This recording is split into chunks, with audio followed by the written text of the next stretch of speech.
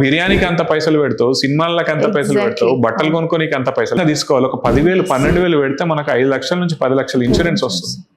తీసుకుంటే మంచిదే కదా. ఇప్పుడు ఇది చెప్తే కింద కామెంట్ ఏం చేస్తారు తెలుసా మేడం, అంటే నేను ఇక్కడ మాట్లాడినప్పుడు కూడా అందరు ఏమంటారంటే అందరు పైసలు ఉన్న వాళ్ళు ఉంటారా అని అంటాడు. ఎవరైతే ఉంటారో మిగతా వాళ్ళని వదిలేయండి, నీ దగ్గర డబ్బులు ఉంటే పెట్టుకోవచ్చు కదా రాబాయ్.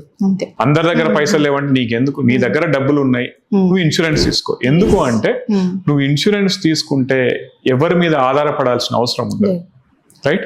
అండ్ అదొక భరోసా అంతే. నువ్వు ఫ్యూచర్ మీద ఇన్వెస్ట్ చేస్తున్నావు అనుకోవాలి కానీ 10,000 15,000 కూడా మళ్ళీ నేను ఎప్పుడు పక్కతో ఒకటే చెప్తా మేడం, ఏంటంటే నువ్వు సంవత్సరం మొత్తం తినే బిర్యానీ కౌంట్ చేసినావు అనుకో ఇంకెక్కువ, అంతకంటే ఎక్కువైతుంది కదా, 3 times ఎక్కువైతుంది కదా.